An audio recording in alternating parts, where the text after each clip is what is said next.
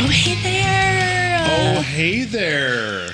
We are the buffoons Of history. I'm Bradley. I'm Kate. How are you today, Kate? Well, I'm a buffoon. How are you? Oh, yeah. Although I'm learning a lot. Oh, so am I.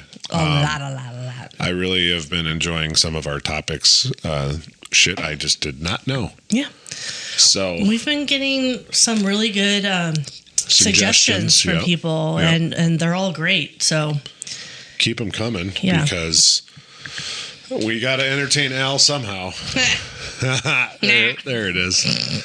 But also, real quick, people who do listen to us may have noticed a little bit of a musical change in the beginning, well, and the end of our episodes.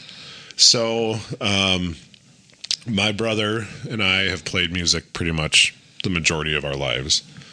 My brother's very talented, and his main instrument is guitar, but he can do a lot of stuff. So I reached out to him to say, hey, we would like a song specifically for us, and we want you to write it.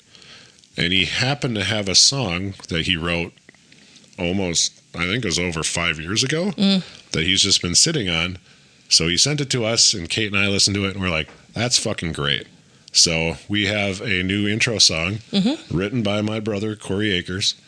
And we just wanted to give him a little shout out and say thank you for your contribution to History Buffoons. yes, thank you, Corey. And Origin of Weird. So we greatly appreciate it. So we just wanted to give him a little recognition on that because, again, not just because he's my brother. It was hard work. He is very, very talented musician and plays an amazing guitar, all self-taught and all that stuff. So he contributed to our podcast. So that's very cool because, I don't know, I really like it. You like it. Yes. So thank you, Corey. And that's our new song at the beginning and during the outro is from my brother, Corey. So, And we may be changing our logo. that's a possibility. We've been toying with it a little bit. Yeah, it's in focus groups right now. Focus groups. Yeah, something like that.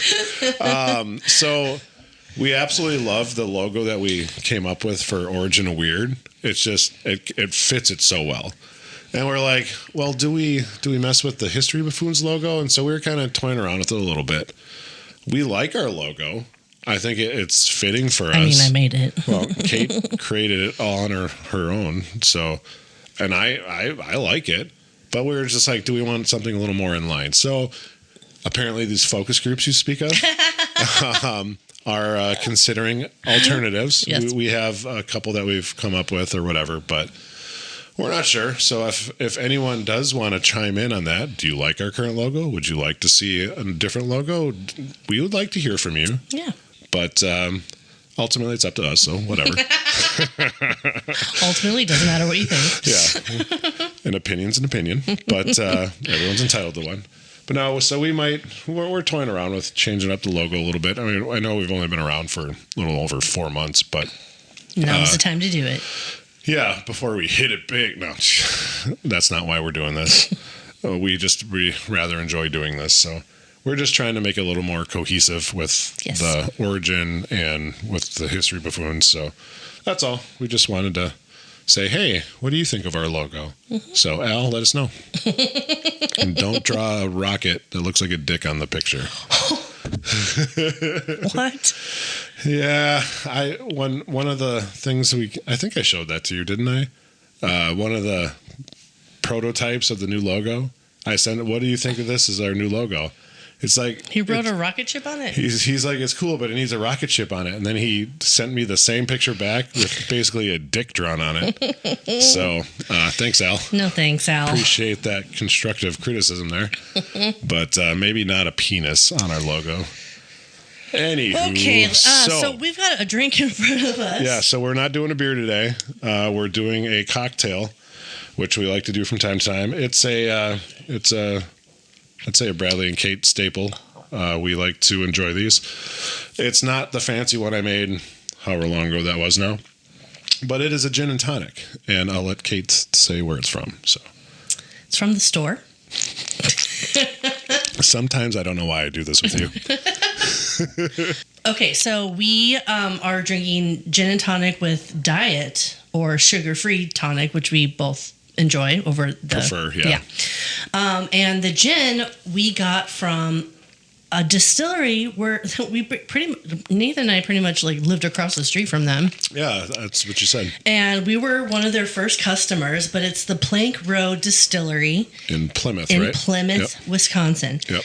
And it has gotten so big, not the building, but like just the People amount know of about it. popularity. Yeah, the much popularity. popular. Yep. Yeah, it has gotten so big in popularity, and they even have some merch, and they sell their liquor. But when you go in, they actually have pre-made cocktails. Right. So you would get the pre-made cocktails, but then you could buy the actual Booze. Yeah. They have little glasses and just a T-shirt, like lots of stuff. and it's just a couple who did this, which is awesome. Yeah. And a lot of the wood that they have in there was original to the building from like way back in the day. So, that's you know, cool. you probably remember the time, but Jesus Christ. but Plank Road Distillery has... Can I tell you something real quick? Yeah. Do you know what it's like walking with Jesus? I do. Anyways. Plank Road Distillery has agave and whiskeys and bourbons and gin, and I'm sure there's a bunch of other stuff that I'm just not thinking of right now. They have quite a wide variety. Nathan, I got to sample a bunch with Nathan. Mm-hmm. We tried a boatload of the stuff that he brought home. Corn whiskey, right? That was one. That was a good one. Yep, I like that. But it was fun sampling all those with Nathan. They have some good stuff though. But we went with a just simple gin and tonic with their gin today. So it is quite delicious. But we just wanted to give a shout out to the Plank Road Distillery in Plymouth, Wisconsin. So keep up the good work. So I have a question for you. You do? Yeah. When you think of bodyguards, what do you think of? Kevin Costner. That's what I put down. I literally put down Kevin Costner, exclamation point, great movie. Do you know I've never seen that movie? Oh, man. It's with Whitney Houston, right? Yes, right. And it's so good. I mean, to each your own. I'm not a huge Whitney Houston fan. But her Coke days were pretty good, but her voice. Oh, it's iconic. Iconic. Yeah. It's so good. So good. And all the songs in there are amazing. Anyway, yes, Kevin Costner. Well, no, when you say bodyguard, the age that I'm at, I instantly go to the movie. So, yep. Thanks, Kevin. Thanks, Kevin. Oh, wow. So we're going to talk about the first female bodyguard in the UK. Okay. From the 70s. First female bodyguard in the 70s. Mm-hmm. Who was she a bodyguard of? I will tell you. Oh. Yeah.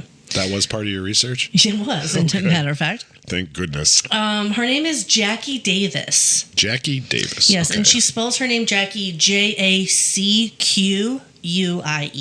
So she's one of those weird people? No. She's really fantastic. She is still alive and she's still very active. How do you spell it? Jacquie. Yeah. Actually, Sarah worked with somebody who spelled it that same way. Yeah. Yeah. It's a very different way of spelling Jackie, but yeah. Okay, so 1977. Jackie's 19. I was -2. And she was a police officer in London. Was she? Yeah. Oh, okay. At 19, she was a police officer. Was she a constable? She never actually mentioned that. I did. So I didn't mention this. I was going to mention it at the end, but all the material that I got is from her personal biography. Oh, so she wrote one? Yeah. Was it actually written by her? Yes, it was. Nice. Yeah, she is the author. It's called The Circuit. Do you know what cop means? COP, cop? Yeah. Police? Constable on patrol.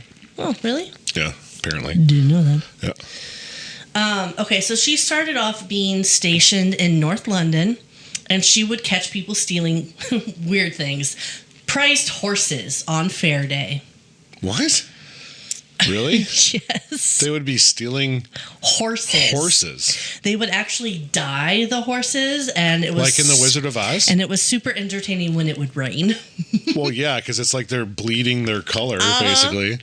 Wow. Yeah, I'm not going to dwell on that because it's weird. But okay. She then moved to the south of London, where everything was different.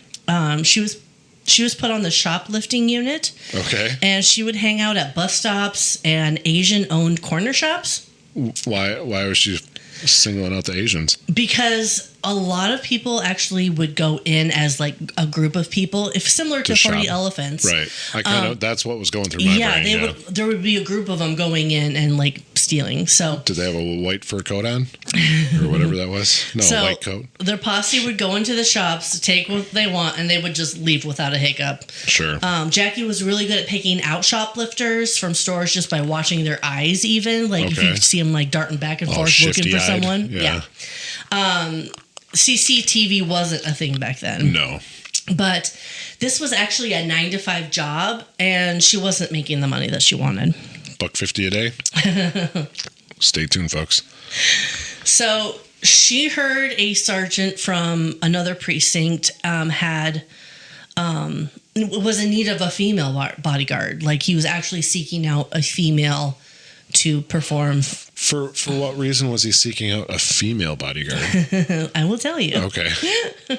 So he was in need of a female, and she's super interested. So she contacts him. She has an interview, and because of what she was doing on the job, she had 15 days of PTO. Oh, so she immediately took the PTO. Don't blame her. And got this job. Good for her. Moonlighting, which is what she was doing, was a fireable offense.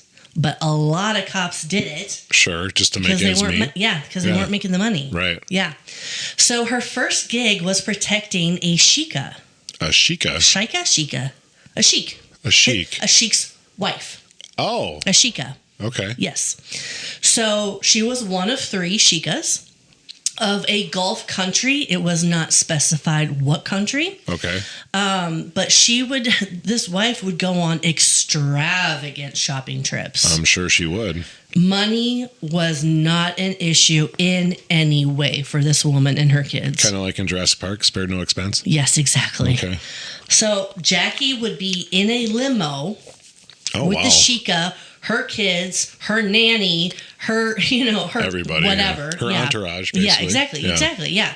And then there would be a limo in front of them with surveillance team. Oh, wow, really? Yep. And there would be a limo behind them as a backup limo in case they needed to switch limos. That's wild. Yeah. I barely can afford a car, let alone a backup fucking one. Jesus. Cloak and Dagger. Did you ever see that movie? That's a movie? I will educate you later. So once at the store, the first limo surveillance team would go in quickly and sweep the store. Sure, just to make sure everything's kosher. Yes, and then the sheikah would arrive there, and she would have 2 bodyguards in front of her and 2 behind her. Wow. And I think Jackie might have been behind in front of her. Okay. But they would escort her quickly through the store to like a designer room, and like everybody would come to her then. Yeah, so she didn't have to walk the floor, basically. She could shop in private, essentially. Yeah, gotcha. Yeah. Okay. And Jackie was like, this is so fucking glamorous. Well, she loved it. I can imagine it certainly felt that way because of what she was doing compared to what she's doing now. It's like, fuck, that's quite the turn. Yeah. And the sheikah had a couple of kids who were also like, money is no object. Like, right. And at any moment, Jackie's thinking, these people are rich. Right. They're politically sensitive people. They're famous. There is a risk of kidnap at any moment. Sure. No, that makes sense. Yeah. So the Gulf Royals would come to visit in London for weeks at a time. Yeah, it makes sense to. Yeah. It's not like a week trip or day trip or anything. Right. They would come and stay for a while. So, okay. And they would literally like take over the top floor of like the international hotel that they went to. The whole floor was theirs. Oh, yeah, because then they don't have to worry about anyone else. And then the other 2 wives had their own hotels. They had 2 other wives? 3 wives. I mentioned the sheikah is one of 3. Oh, so the sheik had 3 wives. Yes. Because that's their religion. Yes. Or whatever. Yes. Gotcha. Okay. Yes. That makes sense. Wow. Yes. So when she wasn't guarding the royals, she would join a retailer. Okay. One in particular, Liberties, and she would scope out thefts from both clients and employees. And she actually caught a couple of employees from like stealing from the company. Sure. So Jacquie attended a specialized training for those on what they called the circuit. Okay. And it's just like essentially when police say, I'm on the job. Right. Right. I'm on the circuit. Oh, okay. Okay. Gotcha. And it's a lot of personal surveillance and bodyguards and that kind of thing. Okay. So her training lasted for 3 weeks. 8 people were in this course with her, and Jacquie was the only woman. They lived on site in like dilapidated, like prefabricated huts in an old army camp. Oh, geez. Yeah. They would wake up at 5 a.m. to run every morning, and then they would have breakfast. Oh, dear. Food. I like food. Then they would eat have a lot. then they would add a few hours of personal training instruction. And then in the afternoon and evening, they would be in a classroom or they would be doing like practical experience, like hands-on. They learned reconnaissance, surveillance, map reading, first aid, firearms drill protocols, how to address a head of state. Sure. All the way to like which fork to use at which part of the dinner meal or whatever. Wow. And how to get a principal or a client in and out of a car. Like it would be choreographed essentially like a dance on how to get someone out of a car and into a car. Sure. Wow. And then, I mean, I guess that makes sense because they want it efficient. Yep. So. And they also learned defensive and evasive driving techniques and how to spin a car 180 degrees. There it is. And block a suspect vehicle when traveling in a convoy. Okay. I mean, that makes sense. 3 weeks of just intensive. Yeah, that's intensive training. That's a lot. Yeah. So before the training, she knew that she could protect the Sheikah and her children, but after the training, she realized she wouldn't have done a good job the first time. Right. If something were to happen. Right. She is ready. She is absolutely able now to actually do her job well. Okay. Yeah. That's wild. So Jacquie ends up meeting at a I think it was a conference for police or surveillance guards and stuff like that. Okay. I don't know how to describe it. That's fine. Yeah.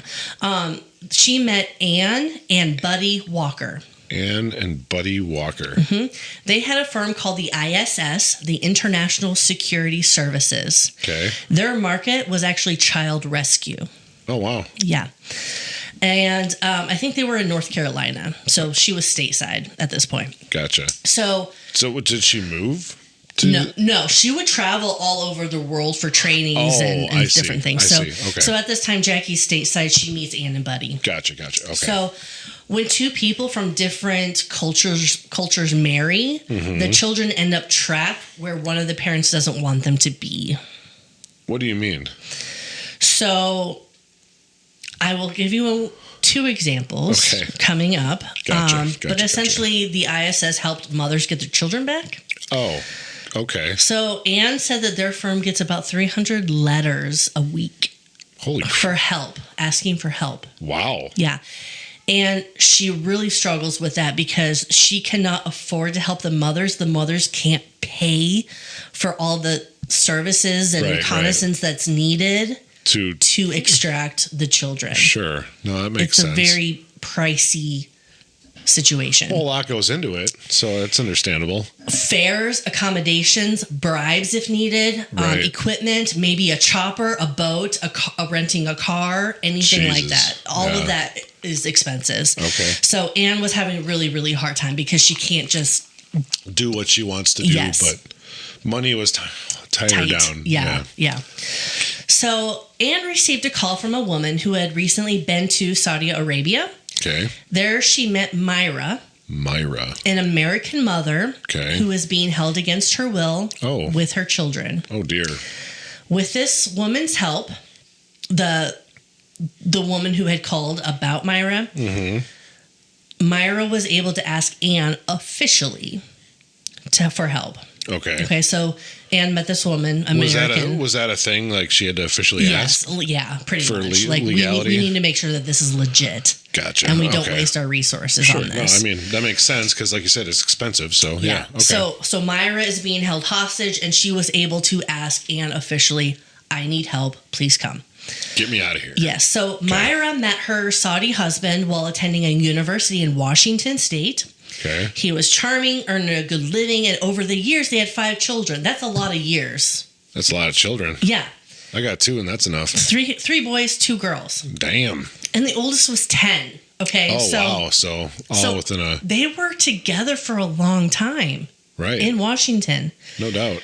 Then Mr. Husbandman... Mr. Husbandman? I like that name. He suggested that they take the family to the Middle East because that's where he's from. Yeah, weird. Let's see where I grew up. Let's make a nice family holiday. You can meet the grandparents. You can meet the in-laws. Yeah, exactly. Exactly. Wow. After 10 years of being together, he's like, let's go. That seems weird. Yeah, so cousins, grandparents, nephews, nieces, let's meet the whole family. We'll make it a nice family holiday. I'll have a barbecue. They would stay in a large villa in Riyadh, and there would be servants and chauffeurs that would accommodate them. How wonderful. I mean, it sounds amazing. Amazing. Sign me up. Yeah, and then Mr. Husbandman changed. Why? How so? Do tell. He got mean. Oh. He got moody. He got arrogant. His time of the decade, or? Yeah. He confiscated Myra's passport. That's a dick move. Took a full-time job in Riyadh. He did? Mm-hmm. Okay. So they can't leave because I got a job now. I mean, you still can leave. Fuck you, dude. He announced that she and their children were his property and no one was going to return to America. He employed servants who were his eyes and ears for everything. So, I mean, can I ask, how do you do that for 10 years? 10 years, and then all of a sudden, because clearly that's how he was, right? Right. I mean, obviously. Yeah. So it's like you're doing this for 10 years. That is called a long con for sure. A long con. Holy fuck. Because, like, you're in the States, you're stateside for 10 years. Washington State, you said, right? Mm-hmm. At least minimum. 10 years, yeah. And you're like, let's have some kids. I love you, honey. Let's go meet my family now. No, I own you. You're my property. These kids are my property. They're not even your kids. They're fucking property now, which is weird. And maybe it's not in the book, so this is all speculation. Right. Maybe once he did get to Saudi Arabia and met his family, he was kind of like pushed into coerced into into being the way that everyone else is there. But okay. I don't know. I get coercion. I understand like the concept of it and everything, but it's like you were this way for 10 fucking years with this person. Yeah. Maybe more, like you said.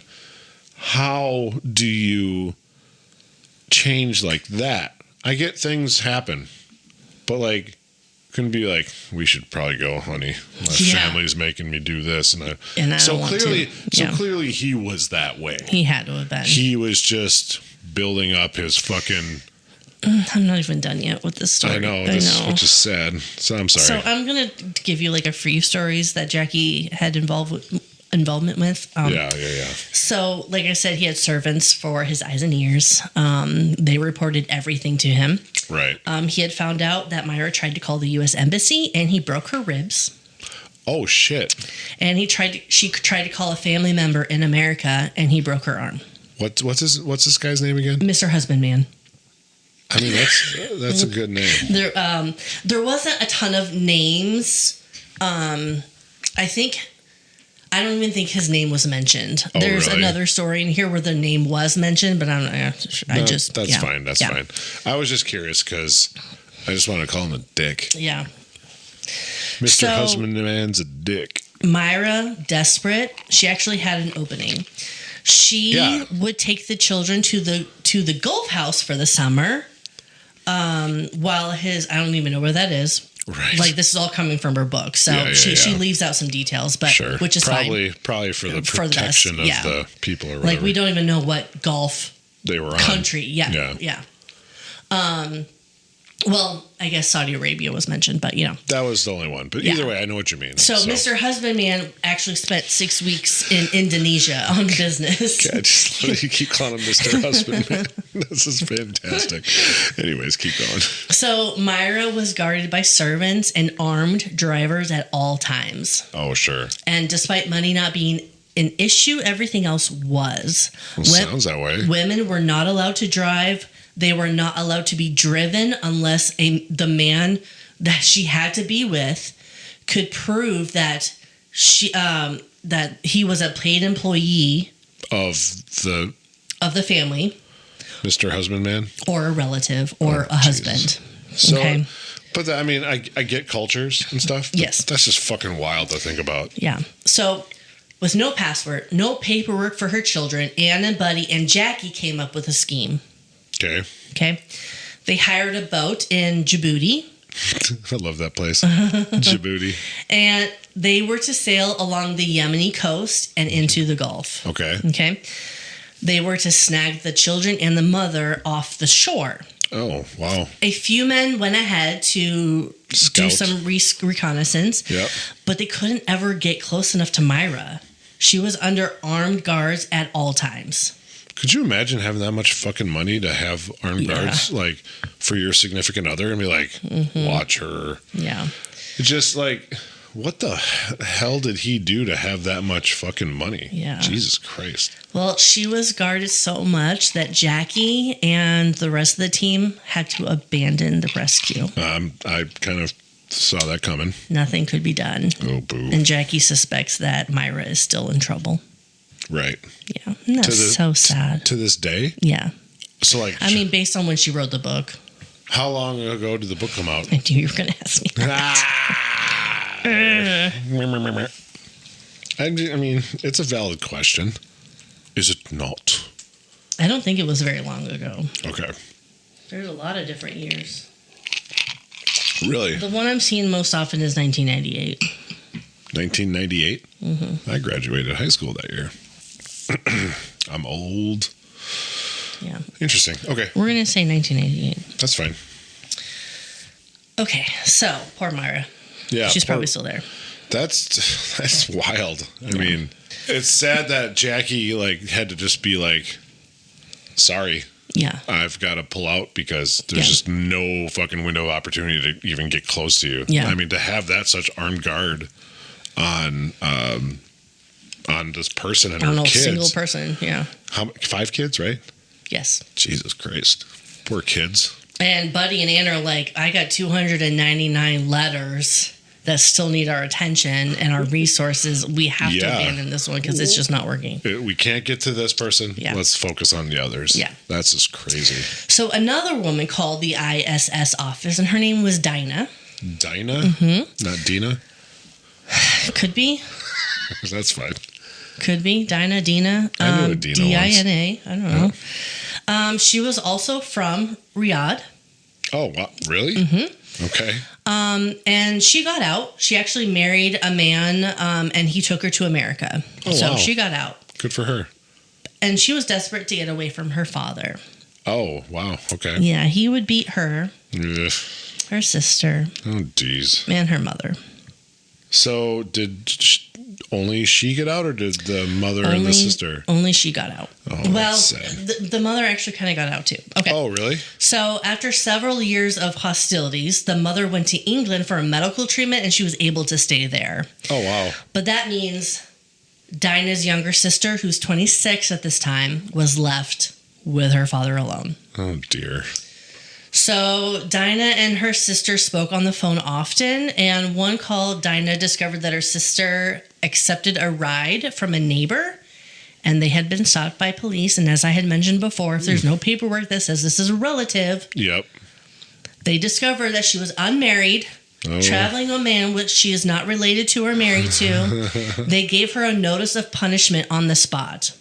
Jesus Christ. She would have to report to them and receive 40 lashes. Wow. What? Yes. 40 lashes for that? Yes. That's insane. So Dinah was prepared to pay whatever it took to get her sister out. Right. So Jackie and another guy from the circuit and a friend who had contacts in Saudi Arabia concocted a visa application. Okay. And Jackie couldn't go into Saudi Arabia alone as a woman.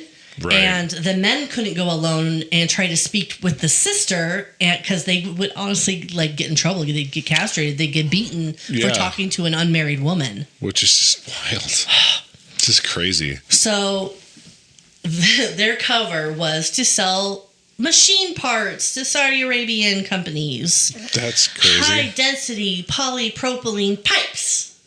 Woohoo! I love those kind of pipes. Woohoo! Best pipes in the world. So their visas came through, but they were only valid for 6 weeks. Oh, shit. So they had a limited time. Yes.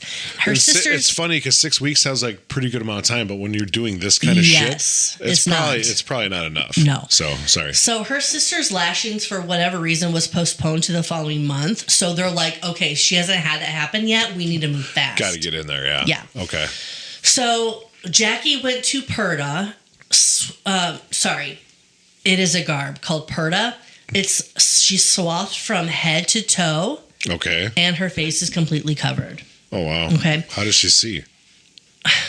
Her eyeballs are out. You said her face was completely covered. She even went to an optician and got brown contact lenses to like complete her disguise. Oh, wow. So she went full bore. Yeah. Okay.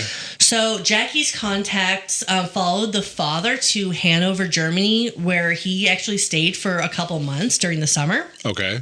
And they actually had men keep him under surveillance. Really? Yes. Oh, so to keep an eye on what the fuck he's doing to make sure that he didn't come back earlier or something like that? Okay. Dinah's 28-year-old brother stayed in Riyadh with the sister, so he exists too. Oh. And he was very much like his father. Well, yeah, I mean. So nice. Back in America, Jackie had a Saudi Arabian contact. Right.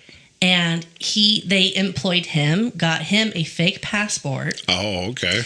And he was to arrive at Riyadh airport. Okay. Remain on standby and collect his fake wife. Oh. The sister. Oh. And then he would take her back to America. Okay. They concocted all of that. That's crazy. So the contact had a very short amount of time to help with this case. Not sure why it wasn't mentioned. Okay. He had 3 weeks to fly out from California, pick her up, and drive back. Or fly back. I say drive back. That's a hell of a drive. He was being paid $25,000. Wow. For 3 weeks of work? Probably not even. Can I do that? That'd be great. I'd do that. So he would arrive on a flight from LA. If Jackie's listening to this, reach out. He would arrive on a flight from LA, stay in the departure lounge until the next flight out, and he would leave with or without her. Like, he was like, I gotta get home. So basically, if it happened, great. Yeah. If it didn't, I'm still going. Yep. And gotcha. that was all well aware of. Well documented, if you will. Yes, okay. It was the deal. Sure. No, I mean, I get it. He's got to go.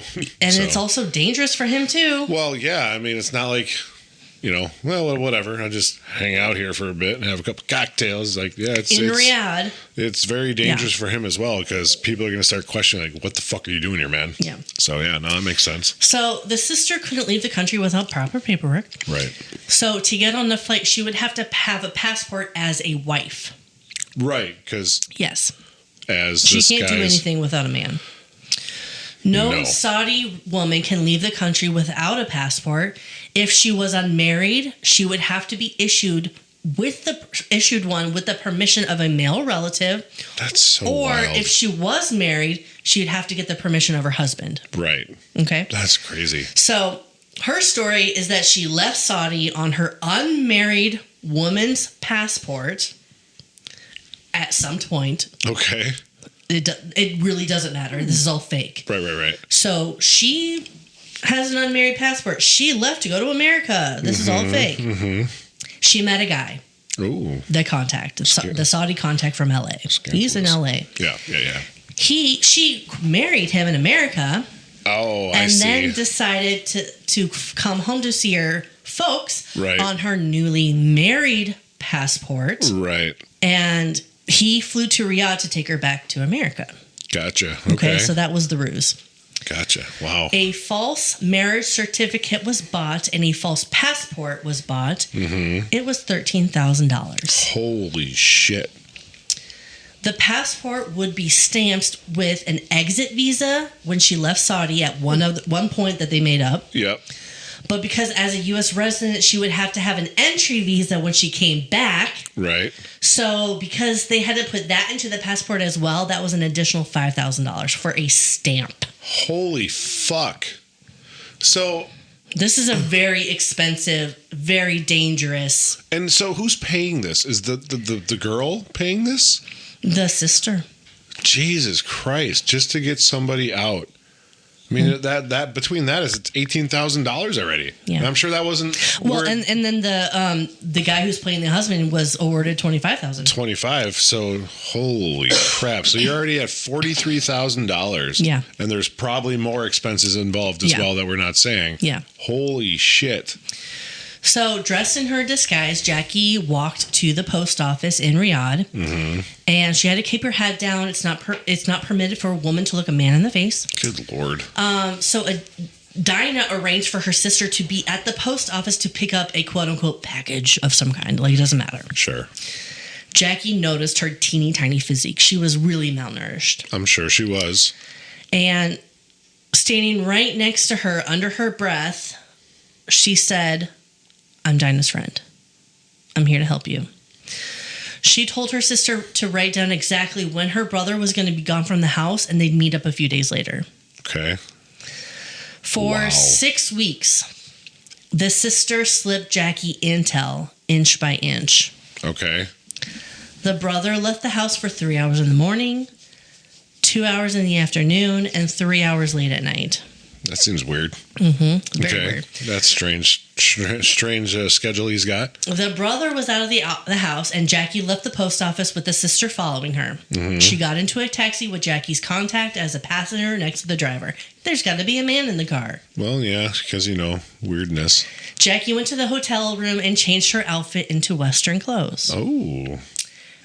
So they were off to the airport. Okay. There were 3 checkpoints along the way out of the city. Like, that's just normal for them? Yes, it's normal. Okay, yep. Gotcha. The guards at the checkpoints peered into their taxi, and immediately their eyes bulged out of their head. Jacquie gets out to, quote-unquote, stretch her legs. She's wearing a mini skirt and 3-inch heels. Scandalous. She was showing some ankle. Exactly. Oh, dear. She did that at each checkpoint. Was this to basically throw off the men? Distract the men. Because they usually don't get to see that shit. So if the guards were looking for anything, it wasn't the sister's passport and papers. Ooh la la. Yes. Wow. Okay. Isn't that cool? Like, that's just... Yeah. It's funny, you think about it. Sex sells, I guess. Yeah. So at the airport, Jacquie handed her passport over to the official. The sister was pulled away behind a curtain by a woman official. Mm-hmm. A younger official came up to speak with Jacquie too, asking about what firm she went to with her, pipes.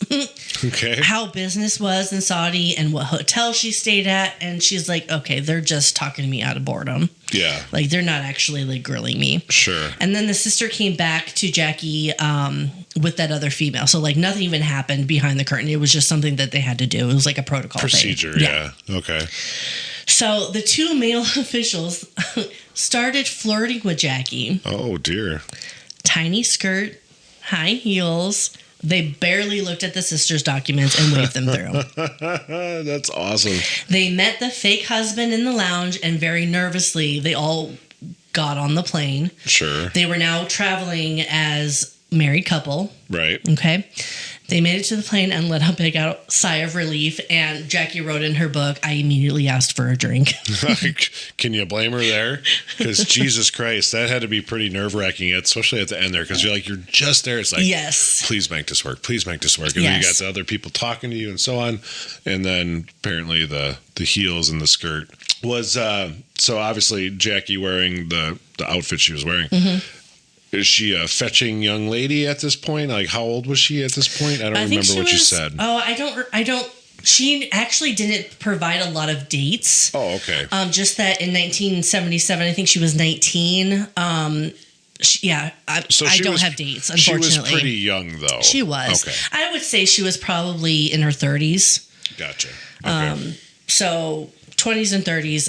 Unfortunately, she didn't provide many dates. That's fine. Yeah, But, I was just curious. yeah. So, they got out safely. wow, that's crazy. Yeah. So just a few years before Jacquie retired Okay. from being a bodyguard, she met Anne Lewis. And this is not the same Anne from ISS. I okay? figured this much, yeah. Yeah. Okay.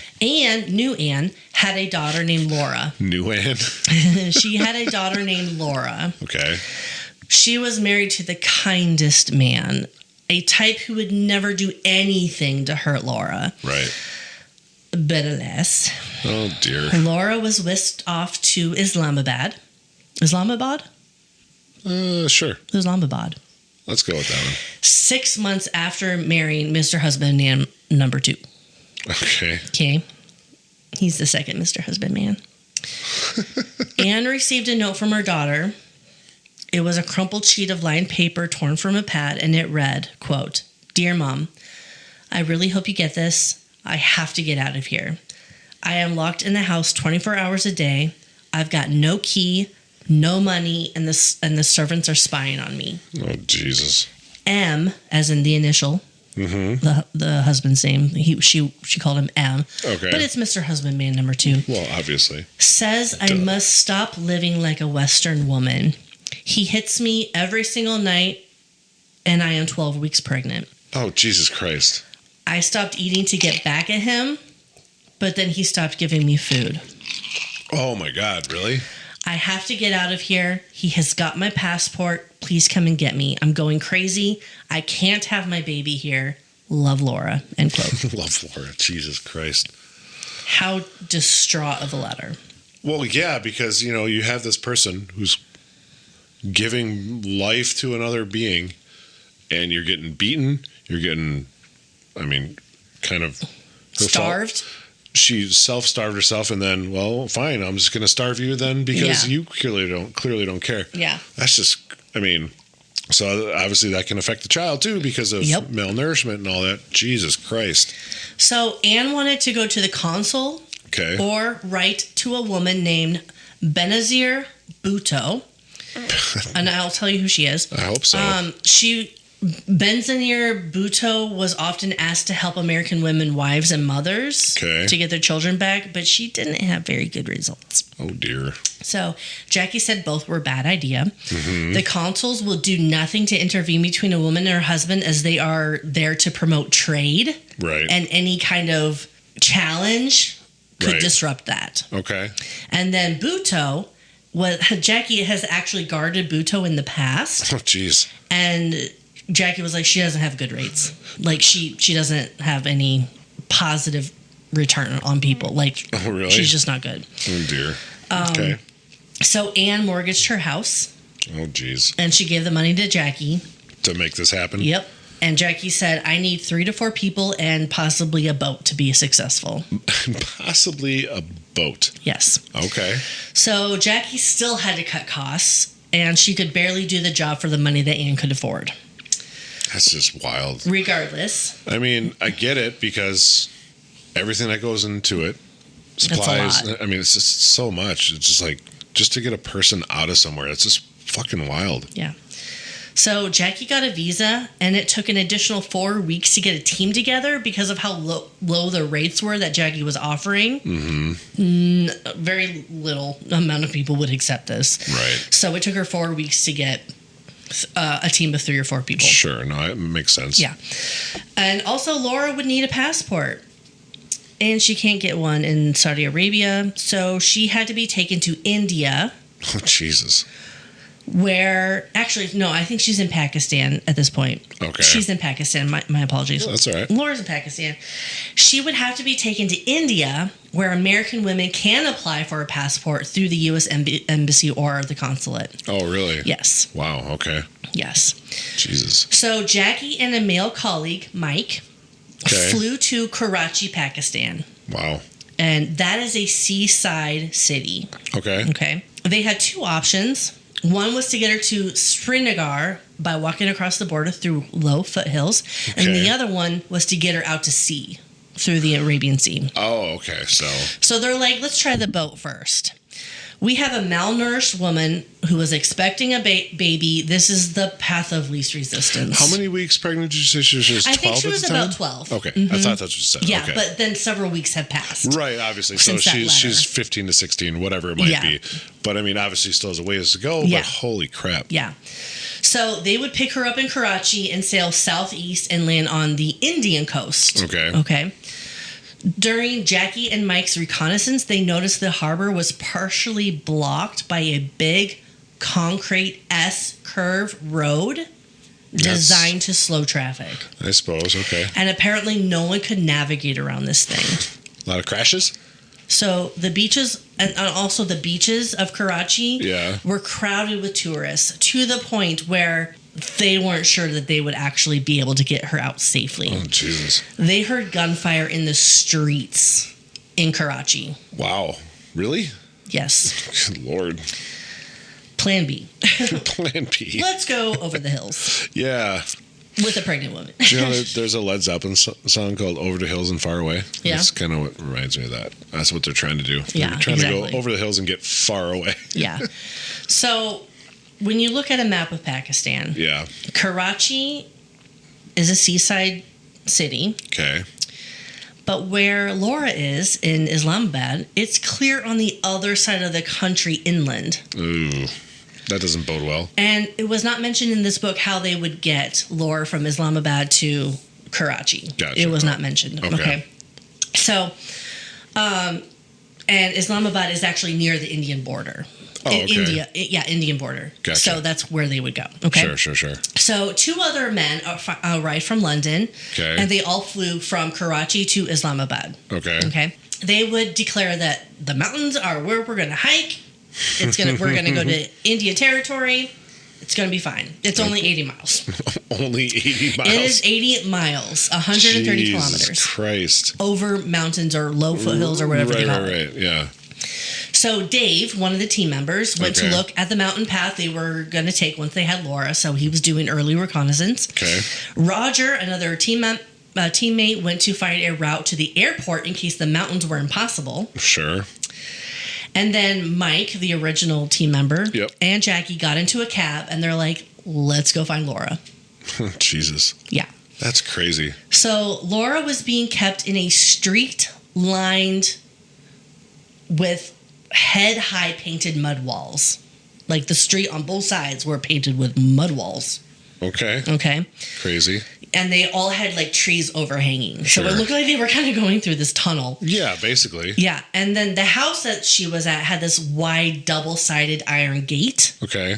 So they went around the block and then back again, and they were like driving a lot slower. This taxi has a driver. He's got, a cabbie, you know? Yep. So between the iron bars, they actually did see Laura. Oh, They saw her outside. Okay.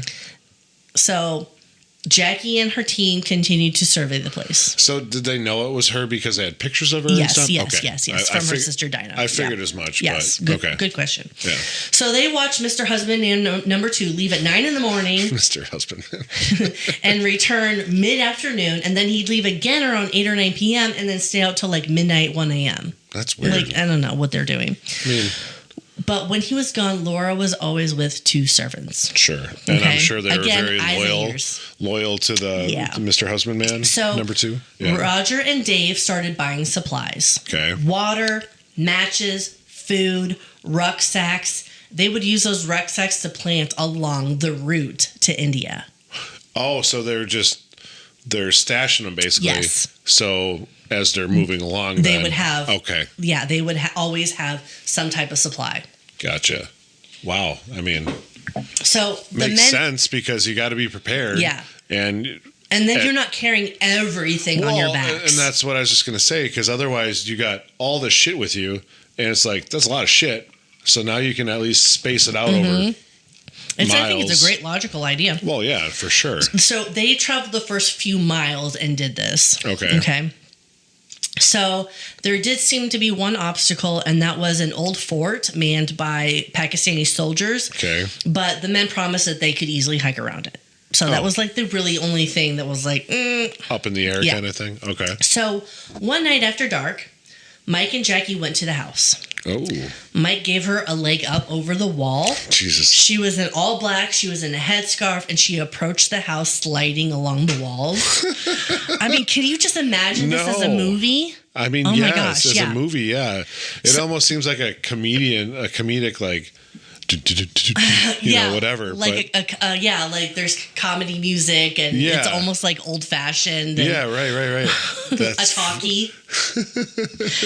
That's crazy. So Rogers had identified Laura's bedroom earlier, and there was a little light coming out of the window. Oh. So Jackie peered over the sill, and she saw Laura sleeping on a bunk inside. Oh, dear. Okay. Laura crept in. Nope. Jackie crept in. There it is. And she was trying not to make a noise, and she clamped her hand around Laura's mouth and immediately said, "Your mom sent me. Like, don't freak out. Your mom sent me." Yeah, I'm here for you. Yes. For you. Can you imagine, like, being woken up like that? No, because from you're a dead like, sleep? what the fuck? Yeah. No, for sure. Yeah. So Laura confirmed who she was and that she desperately wanted to leave. Like, Jackie specifically asked her, "Who are you and what do you want?" Right. I'm Laura. "Do you want to get out of here, Laura?" "Yes, I do." Right now. Yeah. And Jackie's like, "I'm sorry, not tonight." That's got to be heartbreaking I know, to Laura. but this was part of like the reconnaissance. I totally get that because I like do too. Yeah. I mean, she's doing her job to be like, Yes. hey, I need to make sure This is who she says she is. This is the right person. She is who she says she is. She wants to get out of there, not just be like, "No, I'm pretty Leave cool, it up to man." the sister Dinah to say Right, it. because the sister could want one thing and she wants another thing, so you got to confirm. But it's like, all right, I got my info. You want to get out? We can't do it tonight, though. Yeah. Which totally makes sense. Yeah, it does. So, okay. So Jackie said that she'll be back in a week or two. They still have work to do. That's got to be like, to Laura, that's got to be like, a week or two? Yeah. Are you kidding me? That would just feel like an eternity. I know. Trying to, like, knowing, like, basically, I see an out and end to this, whatever. And it's like, when is it going to come? Oh, another week, another 2 weeks. Fuck. It's like when you're waiting for that job application, like you're waiting for someone to say, "You know, you had a great interview. I'll get back to you in a week." And they don't and get then back they to don't. you. Yeah. Now they just use AI to like weed through resumes, and it's just stupid because it's like, you know how many candidates get that are probably proper for the job? I just, never mind. So the team had to put things into place over the course of the next few days. And that makes sense. So okay. They didn't have one piece of crucial intelligence, and that was what the border would be like between Pakistan and India. Oh, sure. Yeah. So they wanted to be sure that no one would shoot at them on their way to Srinagar. I mean that's probably a pretty integral thing to know. So they're having this meeting. Okay. The team. Okay. Yep. Suddenly the phone rings. Ooh. A man, an Englishman of unknown origin. We have no idea who he is. Okay. She did not write in the book who he was. She didn't know him. Well, right. He says, quote, "They're on to you. Get out now." Oh, shit. And then the line went dead. Really? That's wild. Oh my god! I feel like we're reading a fucking spy novel, or not a spy, but no, like you're right. Something like that. You know what I mean? It's yes. Like, that's what you would read in a book, and you're like a fiction book. Who the hell was that? That's crazy. They're onto you. Get out, and then the line goes dead. Yes. Wow. Okay. So now they're really on a timeline? Well, I would say that kind of sped that up a little smidge. Bit. Yeah. So Roger and Dave set off for the hillside, and Mike and Jackie hailed a cab, and they're like, "Laura, middle of the day, go. Let's do this." Wow. Laura and a servant were in the garden. Ooh. And remember those iron gates? I do. At the house? They're Double-sided old. one, They're yeah. 6 feet high. They're rusty. They're only 6 feet high. I'm taller than those. But Jackie noticed that the central clasp that held the gates together looked really weak. Oh. The hinges looked strong. But the clasp looked weak. The clasp looked weak. Gotcha. She told the caddy, to drive through it?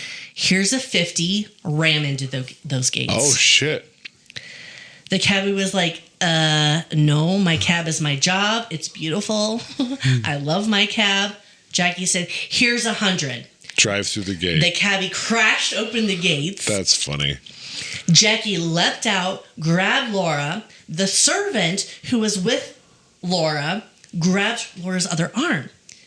But Mike, he got out. He headbutted the servant. Oh, shit. Just bam, he went down, and Jackie pushed Laura into the cab. Well, rightly so, yeah. Okay. The cabbie reversed like hell and then went the wrong direction. Oh, no. He didn't know. No, though. He didn't know. Oh, dear. He didn't know they wanted to go to the foothills. He went into town. Oh, Jesus Christ. So they actually got stuck in traffic, and Jackie's like, we have to start walking. So Jackie and Laura started walking towards the foothills, and she's like, Mike, deal with the cabbie. Go find us another cab somewhere that's not in traffic and come pick us up. Right. Okay. Wow. So they were all... So, okay, hold on. Let me... Yep. After a little while of walking... Yeah. The same cabbie and Mike picked them up.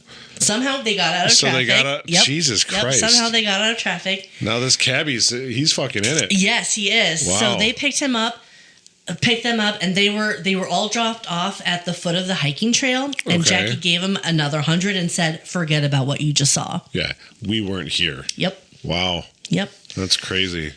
Mike flew back to home from Islamabad. Like he had to leave. I don't know why. But Mike left. Okay. And then Dave and Roger, the other team members, stayed with Jackie and Laura. Okay. So they began walking at about 4 o'clock in the afternoon at this point. Mm-hmm. And they had to walk through the night when it was coolest. Sure. So they knew that they were going to be pretty much awake for a very long time. Yeah. Yeah. So Roger and Dave took turns walking ahead to scout and navigate by stars and compass. Wow. Okay. Mm-hmm. And then the other one would bring up the rear of the party. So they Sure. would change positions. Alternate. Yeah. Mm-hmm. Okay. So at one point, that fort with the Pakistani soldiers Yep. that came into view. And it was really run down, but it was still patrolled. So they had to walk an additional 5 to 6 miles. Because you said they had to walk around it. Yeah. Okay. Yeah. Jeez, So that's quite a detour. it is. 5 or 6 miles. That's Yeah. That's no. Okay. Yeah. Wow. So Jackie looked back at Laura at one point. She was 2 yards away. And a bullet hit the tree. Holy shit. A bullet hit a tree beside Jackie's head. Oh, dear. And then another gunshot. Laura froze and Jackie took action because that is what she is trained to do. Well, yeah, that's what her training showed her to do. She grabbed Laura, hurled her to the ground behind a log, and threw herself on top of her. Wow. Gunfire on either side of her. Dedication. Okay. In 1947, a partition of British India created a Muslim majority Pakistan and a Hindu majority India. Okay. It was split. Sure. Okay. Kashmir and Jammu are regions. Yeah. They were able to choose what country they wanted to join. Oh, wow. And they are now regions in India. Okay. Okay. Militants in the Indian administered part of Kashmir have been fighting New Delhi's rules, also in India. Jesus. New Delhi's rule since 1989. Okay. So many of the Muslim Kashmiris support the rebels' goal of uniting the territory either under Pakistani rule as an independent country. Okay. Okay. So the gunshots were likely the Indians fighting the Kashmirian rebels. Crazy. Okay. Wow. All right. But the team was not seen. No. It just happened that they were just caught up in the crossfire. They were in between, yeah. Yes. Wow. Isn't that crazy? That is wild. They're crawling on their stomachs, and then eventually they got to like a low crouch, and they passed through the firing unscathed. That's fucking crazy. Oh my God. That would be fucking scary as shit. Laura, the pregnant girl, is wearing sandals. Yeah, she didn't. She's in flip-flops. Well, she did kind of get just taken out of. Yeah. But she was supposed to be prepared at all times, and maybe that's the only freaking thing that she had. So Well. she's wearing sandals, and at times she was completely overcome with despair. She kind of slowed the team down. She slowed herself down. And the men like tried to keep her spirits up. Like, well, right. we're on our way. We're getting there. We're going to save you. We're liberating you. And at one point, Laura was like, I can't do this. Oh, Jesus Christ. And Jackie whispered to her out of earshot of the men and said, if you succumb to years of brainwashing and started behaving like a dependent female, we are all screwed. I mean, she's not wrong. She never complained once after that. That's good. And then Jackie was like, maybe I overdid it because if she actually is in need of something, she might not say something. I see where she's coming from, but at that point, you needed that fucking motivation. Yeah. So, day 4 of hiking, they reached Srinagar. Okay. Okay. Here they hired another taxi, and he drove them all the way to New Delhi. Wow. It was a 15 to 16 hour drive. Holy shit. The guy, so they found a contact, and the contact was like, oh, I've got a son or a nephew or something who has a nice cab, and he can take you all the way there. So the nice cab, the air conditioning in the taxi was a breeze through an open window. Well, I mean. And there were no seats. Oh. They got out their sleeping bags and they slept on the metal floor of the taxi for this 15 to 16 hour drive. I don't blame them. No. That's smart, actually. At one point, I think it was Dave. I didn't write this down. That's okay. But at one point, Dave talked to Jackie, and Jackie was like in the middle of sleep, and he goes, the cabbie has one arm. What? And Jackie's like, okay, is the car automatic? No, it's a manual. Oh. Okay. And then they just went back to sleep. So he's kind of like the drummer from Def Leppard. I don't know that reference, but okay. Al will get it. So Anne, the sister from America, London, flew out to New Delhi. Oh, okay. To be with Laura. She got a new passport, and together, united, they flew back to London. Case closed. She was saved. That's crazy. So out of those 3, only Myra was the only one that she couldn't liberate from those stories. Yeah. Based off the 3 that you did. I'm sure there was probably a couple other hiccups in her career, and some other successes, of course. But Jesus, could you imagine, like, getting caught in that crossfire like she did, they did, and all that? This is fucking crazy. Yeah. Just to get a person out and the expense of doing that. It's just so expensive. Wild. I mean, I get it, but it's like, damn. So, for over 3 decades, Jacquie Davis thrived as being a leading close protection officer, a CPO. Okay. In a male-dominated field, right? Sure. It's known for its secrecy, its inherent dangers. She had many brushes with death. And now there is a 2019 Netflix action thriller called Close. I've heard of that. Starring Noomi Rapace, based on this last story. She was in she was in Prometheus and one of the Sherlock Holmes movies. Yeah, and she did, I think, the Swedish version of Girl with the Dragon Tattoo. You don't think she did? Okay. So Noomi Rapace is playing Jackie in this film. Okay. Okay, and Jacquie Davis was a consultant on the movie. Oh, cool. Yeah. Nice. So you haven't watched this, right? I have not. Oh. No. That might have to be a future viewing because I wouldn't mind checking that out then. And there's plenty of liberties taken, but I've heard. I mean, Mary Anning, we talked liberties, about ammonite liberties, complete. So like I said, my source material came from Jackie herself in her memoir called The Circuit. Okay. So she has additional stories in there that she's included before she was on the cases that were theft cases. Sure. And then she had stories on there from when she was on the circuit about other child and adult rescue missions. Okay. So her client list, which they were not mentioned in the book, it was mentioned in, I think it was on her actual website. Oh, okay. She has, so her client list includes Diana Ross. What? Liza Minnelli. What? Gerard Butler. I know him. Nicole Kidman. Bradley Cooper. Sarah Ferguson, the princess. Yep. Justin Bieber and the Beckhams. So, really? That's weird. So I'm not sure if she actually protected Sarah Ferguson at any point, but in the book, she mentioned that she was hired to travel with Fergie's very famous wedding dress to a show in America. Okay, fair enough.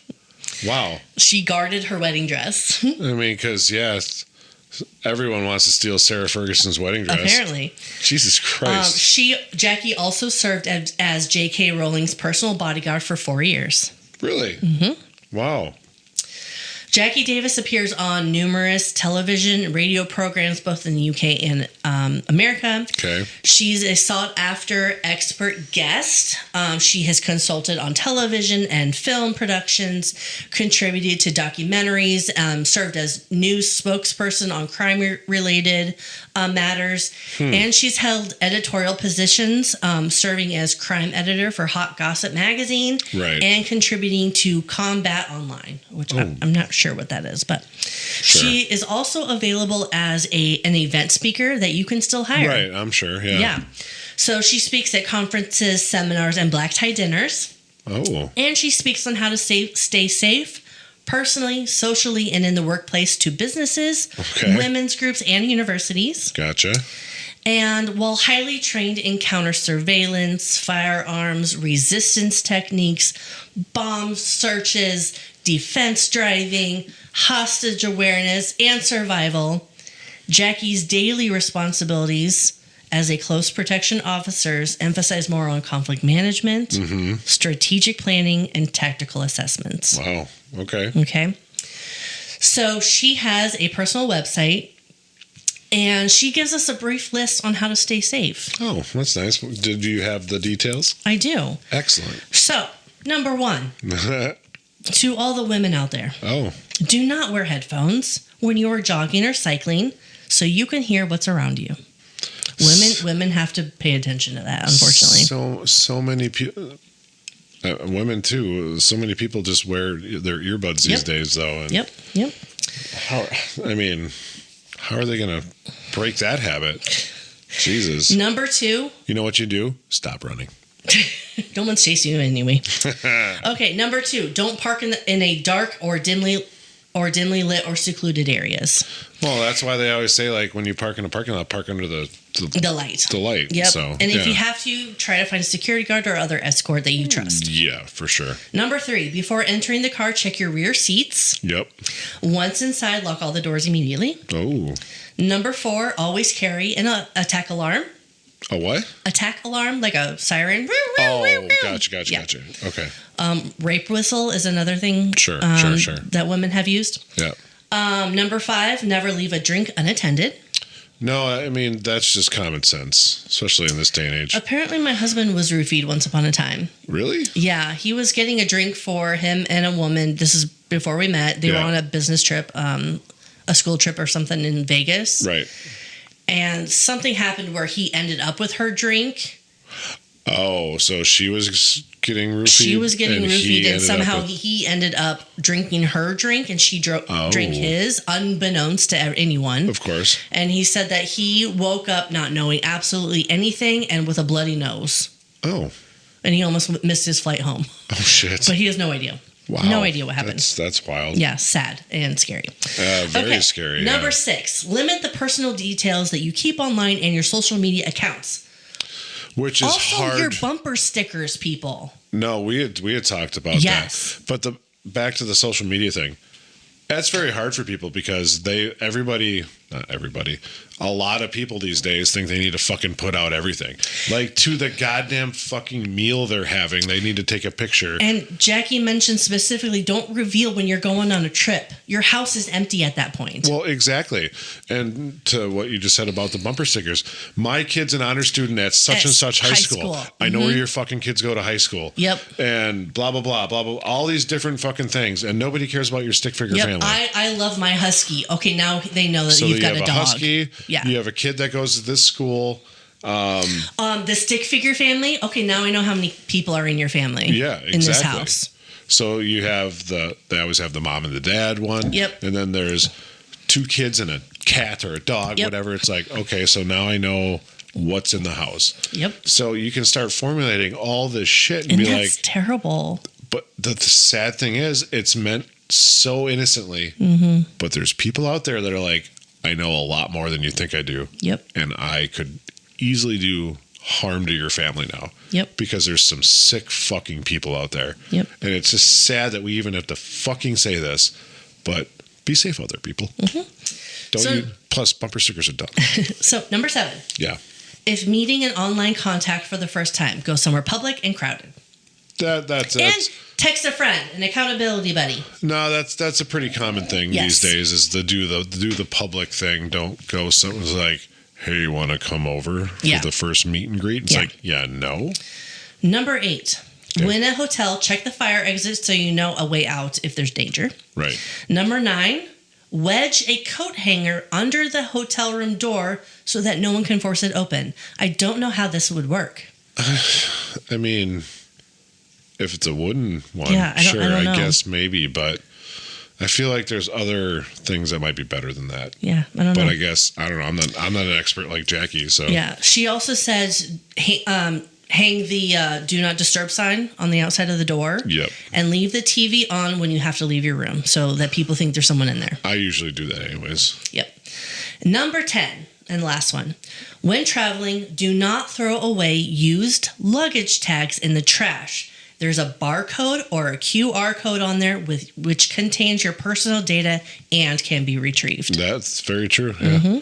I usually throw that away at home. Yeah. I don't throw it away anywhere public. Yeah. So I also don't travel on airplanes a lot. So. Yeah, you also don't travel. So today... thanks for that low blow. Jesus Christ. Today, she only accepts clients facing real and imminent danger of their life or well-being. And this, she says, distinguishes her from services that are those from people who are seeking like the more prestige side of things. Yep. So one last thing. Okay. As of August 2019, Okay. women in Saudi Arabia are now allowed to carry a passport Really? and travel without approval from her husband or a male relative. Progression.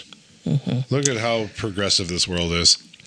So that is the story of Jacquie Davis and the UK's first female bodyguard. Like I said, I got a lot of this information, most of this information. From her book, right? From her book. It's called The Circuit, the World's Top Female Bodyguard Reveals the Truth About Her Career in Covert Operations. Okay. And I also got an article, I also got a lot of information from her personal website, JackieDavis.com. So what was the movie again? That it's Numi called Rapist? Close. How do you say that? Rapace. That's it. It's on Netflix from 2019, and it's called Close. Close. Okay. So if anyone wants to watch that, get a little, again, liberties are taken. That's how it is with movies. It's Hollywood. But I don't know. Might be interesting. So I'd watch that. We should watch that one of these days because obviously it has a link to one of our episodes. So that'd be kind of cool. Yeah. So, that was interesting. So how was your gin and tonic? It was delicious. I have just a touch left. I actually managed to drink a little bit more during this time.